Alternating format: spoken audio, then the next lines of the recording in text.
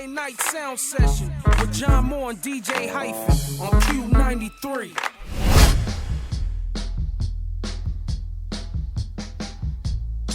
You got a chance to work with like just countless incredible artists over the years.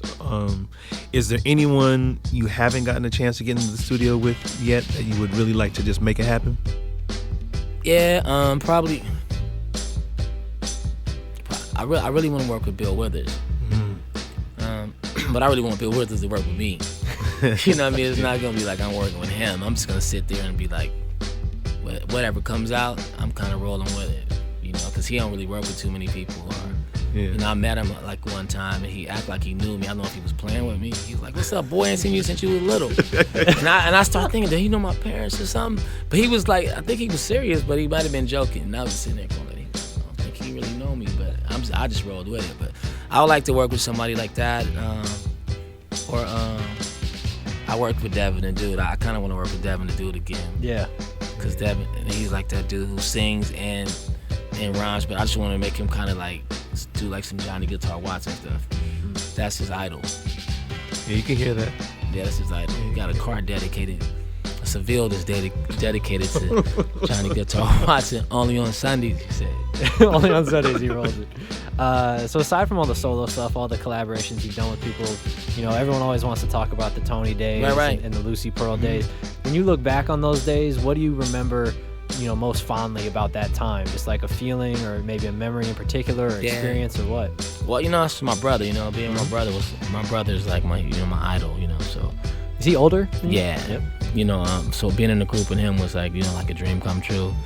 You know, so, you know, making our first records for radio, for, you know, for Polygram, Wing Records, you know, just watching those records get mixed and you actually get the deal, you know, that's like, you know, it's like kids growing. When we were little, the big thing was to be on Soul Train.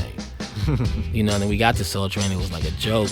It was like, because they didn't let you sing, right? You know, that, and it was just like, you know, you just watched everybody clapping on, clap, you know, just, you know, it's your first time seeing everything. And so I think spending those times with the Tonys when you see everything for the first time, it was good to have your family with you. The first time, you know, riding on the 5, listening to our first single come on the radio, you know, our first concert, watching people go nuts when we walked in. So I had all of those first, you know, type of experiences with my brother and Tim, and, you know, all the things we talked about in high school too. So it was really cool. Coming true. What about the Lucy Pearl days? The Lucy Pearl days, you know, I guess I would have to say, summing up, say the biggest thing for me about Lucy Pearl was I was a member with a member from Tribe Called Quest. That's probably the biggest thing for me. The rest of it I could just erase.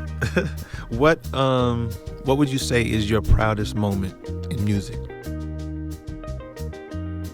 Yeah, I would have to say my proudest moment is probably just this, you know, me sustaining and still doing it now. You know, now looking back at everything I've done and not getting caught out there and being jaded by it. It's not any one song or any one person I worked with or any of that. It's just that I really did music because I love it, and things kind of fell into place. You know, it was some good times, some rough times, some broke times, some money times. But nothing beat being the love of music for me, and I think that's my greatest accomplishment. So kind of along those lines, if you had to give advice to artists out there, you know, aspiring artists, maybe even kids that don't realize they're artists yet, what would you tell them? I would say if you know, go to school. Don't be a dropout unless you know exactly what you want to do. But you can still, you know, I'm not saying, you know, school is the answer, but it is sort of the borderline of being in a community with a lot of different people and meeting great musicians and people who's going to be working in a lot of different fields in the world, you know. So go and meet those people. Even if it's college, you're going to meet all these different people. I think it's a good thing to do. But if you want to be in the music, you know, make sure you're doing it because you're just having fun, because that's the only way you can sustain. If you get in it for the industry, people getting fired every single second, every day, and they're scared about their jobs. So you can't look at them like, you know, like it was the 60s when the Temptations was making records, you know, because, you know, labels are not dressing like the artists like they used to. If Hendrix was on the label, everybody sort of was dressing like that because it was this whole movement. Now it's not like that. So I would say if you really want to be in the music, you got to do it for the love of it. And, you know, things happen, you know, when you love it, and you got to play some instruments so you can do everything in the music industry. You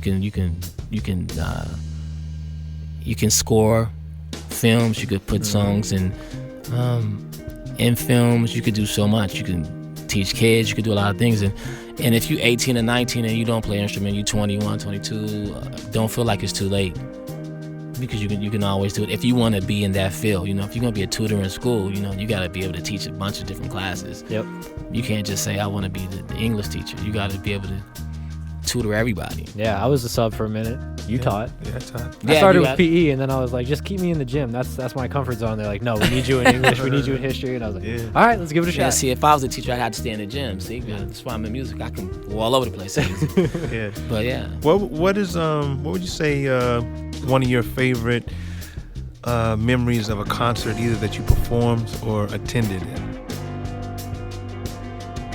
I would say that my favorite concert was when I was like 19. Or do you remember the first concert you ever went to? The first concert I ever went to was OJ's concert, when they had a full orchestra. My sister took me to this concert, and it was at the Oakland Coliseum, and it was like a full, and it's like those three dudes in the front. All I remember is just three dudes in the front with a lot of space around them, and then behind them was a symphony.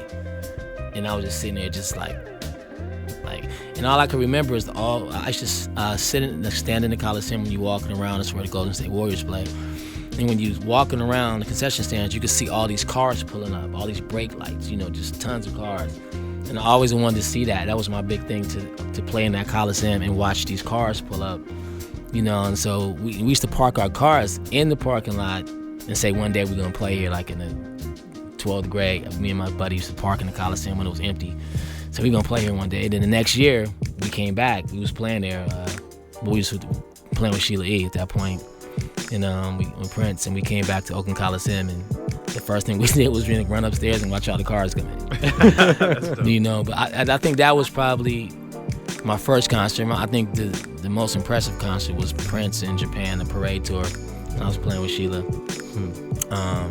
I was 19, and that was pretty crazy. I mean, because dude was like at the top of his game, and he's still like, you know, doing 21 shows in LA, you know what I mean? So I mean, but it was crazy because it was in Japan and in Tokyo, in a stadium with this huge curtain that just fell down, and he was on top of a piano with a tambourine, you know.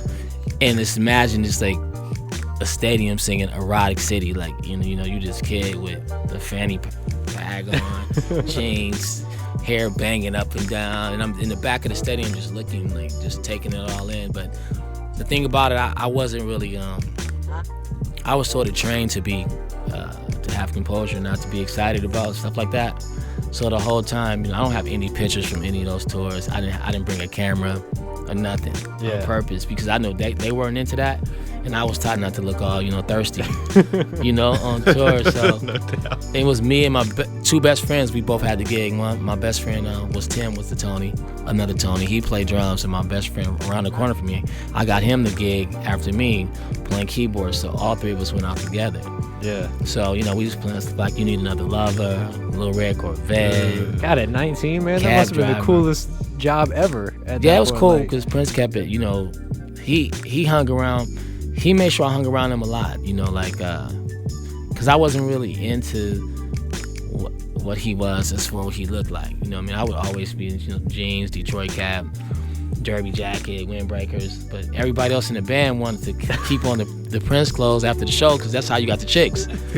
But I would go back and just throw on my jeans, and he probably liked that I was trying to be myself. Yeah. So he would just walk up to me and, like, you know, he would have a party, and he would call, like, you know, for his models agency and tell the whole agent to come. Agency, he'd have every girl in the world, these models, you know, and I'm just, you know, super bootsy, the clothes I had, and I'm looking kind of terrible in there. But you with Prince, it didn't even matter, you know what I mean? They just like, you're good. You know, Prince would just, there's enough girls in here for you, and you just like, you never even seen anything like this before, you know? So when Prince would walk away, it'd be like 2 or 3 girls just walk up to you. It's just like, Wow. It was like a dream come true. I feel like for a there's 19-year-old kid on tour in Japan, I've never even been to Japan before. I feel like you should tell some of these stories to Dave Chappelle, and we should see some more skits. Oh yeah, Dave had the best one though. Yeah, the basketball one with Charlie Murphy. But I play basketball, Prince, so I know. And Prince has game. You can confirm as well. He has game. I play basketball. I actually played basketball with him on the Love Sexy tour on the stage. He had a basketball court on the stage. You played basketball with Prince. I ate pancakes with you. That's right. There you go. Now, you know what? I was trying to find that place today. Well, you were? Yeah. Yeah, it's right on 4th and Virginia. Lola's. That's where we went last time. That's where we was trying. That's where they told us to go to. 4th and Virginia. Pancakes and basketball. Nothing better. The only thing that might be better, Stone Rollin', the album. It's out in stores now. Yep. Raphael, thanks so much for coming through, man. Thank you. Honor, man. Yeah, No appreciate problem. you, bro. Safe travels and continued success. Thank you. One love. Sunday night sound session with John Moore and DJ Hyphen on KUBE 93.